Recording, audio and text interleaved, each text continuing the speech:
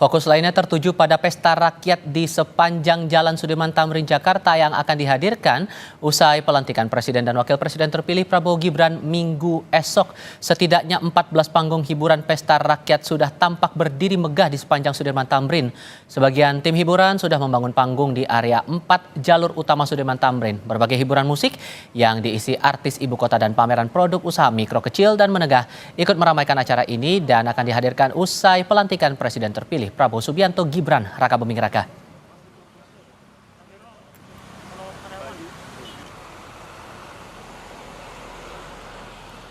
Pesta rakyat akan digelar di sepanjang Jalan Jenderal Sudirman untuk menyambut pelantikan Prabowo Subianto Gibran Raka Buming Raka sebagai Presiden dan Wakil Presiden periode baru. Apakah pesta rakyat ini bagian dari komunikasi politik dari Presiden terpilih?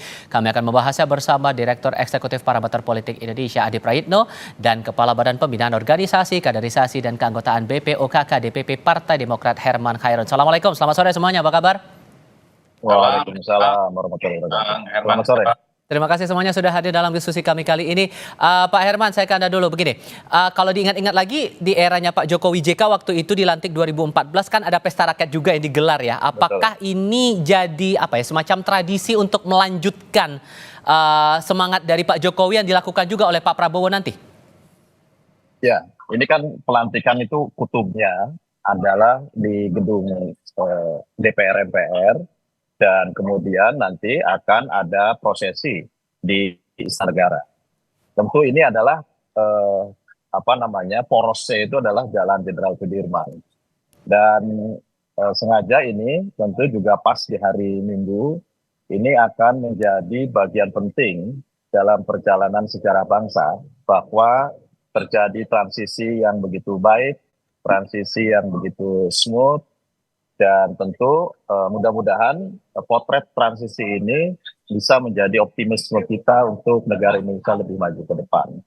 Dan tentu konsepsi bahwa ada pesta-pesta rakyat, bahkan ada beberapa panggung yang jam 7 pagi besok tentu akan memulai musik-musiknya dan ini diharapkan akan menjadi pestanya rakyat.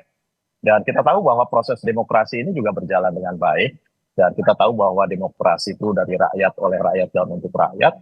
Oleh karena juga nanti prosesi di istana lebih terbuka gitu ya, lebih terbuka dan tentu ini hanya tinggal penataan saja. Bahkan dalam rundown yang kami terima setelah pelantikan nanti saya akan berada di gedung DPR MPR di Nusantara karena pelantikan di gedung Nusantara dan tentu kami jam 8 dari situ, mungkin setengah 9 sudah dimulai. Jam 12 direncanakan Presiden sudah ada di istana. Oleh karenanya, dalam sepanjang jalan ini, saya belum tahu persis apakah seperti konsepnya Pak Jokowi dulu menggunakan kereta kencana misalkan ya. Nah sekarang apa yang akan nanti dipergunakan kami belum mengetahuinya. Tetapi tentu ini adalah sebuah perjalanan setelah pelantikan nanti selesai di gedung DPR MPR, kemudian tentu dilantik di hadapan Majelis Permusyawaratan Rakyat ya, karena sesuai dengan Undang-Undang Dasar 1945, nanti baru akan menuju kepada istana. Oke, kalau saya ingat-ingat lagi waktu itu sampai Bang Hotman Paris bertemu dengan Bang Dasko ke DPR waktu itu menyampaikan ada rencana bahwa pesta rakyat bakal digelar, masyarakat atau terutama para pendukungnya Prabowo Gibran juga akan berada di sepanjang Jalan Sudirman Tamrin. Ini semata gagasan dari teman-teman relawan atau teman-teman para pendukungnya Prabowo Gibran atau teman-teman Kim dari koalisi juga punya semangat yang sama nih untuk bisa ada pesta rakyat kalau begitu? Saya kira gagasan bersama ya. Dan ini adalah harapan rakyat ya seperti ini. Ketika sosok tokoh nasional Pak Prabowo Subianto menjadi presiden, tentu bukan presidennya kelompok tertentu, bukan presidennya TKN, bukan, tapi ini adalah presidennya seluruh rakyat Indonesia. Dan bahkan Pak Prabowo ingin dengan prinsip kolaborasinya ingin menyatukan seluruh eksponen bangsa. Rakyat ingin guyup, ingin gotong royong tentu untuk membangun bangsa ke depan. Tantangannya berat secara geopolitik, geoekonomis, geostrategi, bahkan bagaimana ketatanegaraan kita juga harus betul-betul matang, mantap untuk menyongsong bagaimana hari-hari ke depan Indonesia lebih baik.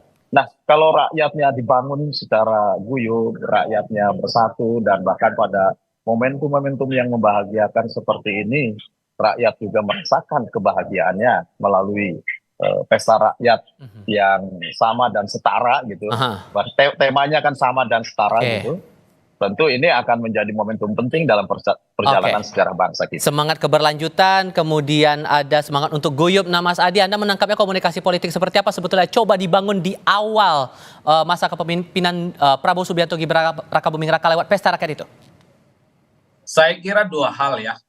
Pertama, memang harus diakui bahwa penyambutan pelantikan presiden terpilih seperti yang akan dilakukan besok oleh para pendukung Prabowo dan Gibran ini tentu sebagai bentuk apresiasi, sebagai bentuk syukur karena mereka itu sudah memenangkan pertarungan Pilpres beberapa waktu yang lalu ya.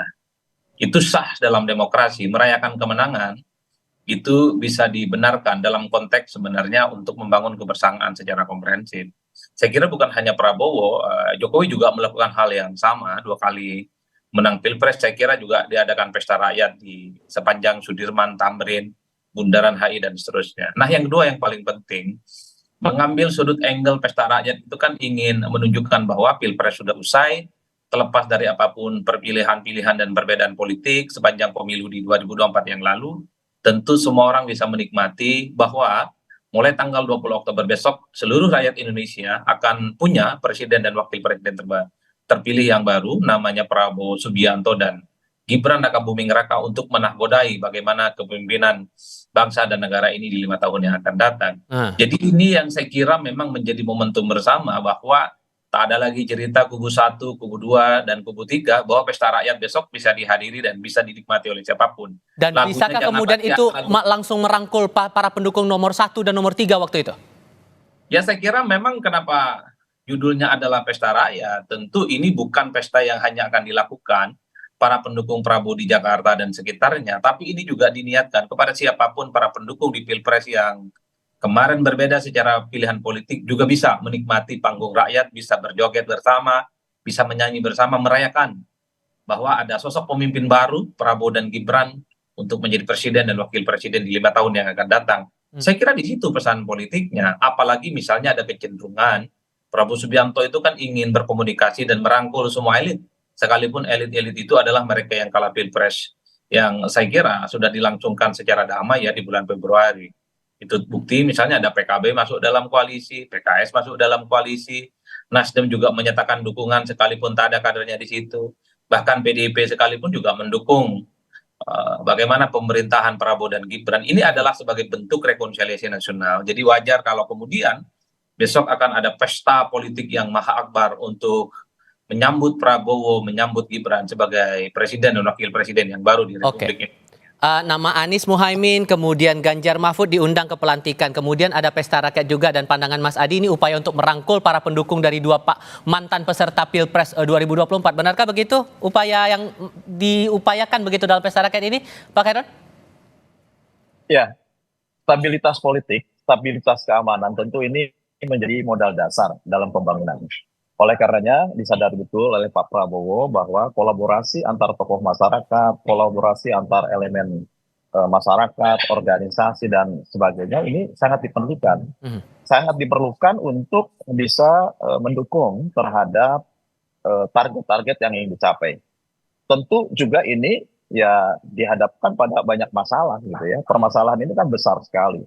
Nah, untuk bisa kita melewati masalah dan mencapai tujuan, tentu harus secara bersama-sama kita guyup, rukun, gotong royong, dan sama-sama ayo kita capai tujuan bangsa yang besar ke depan. Oke. Dan ini akan kita lihat setelah pelantikan besok hari 20 Oktober 2024. Pak Herman Khairon dan Mas Adi Prayitno, terima kasih banyak sudah berdiskusi bersama kami. Sehat selalu semuanya, selamat sore.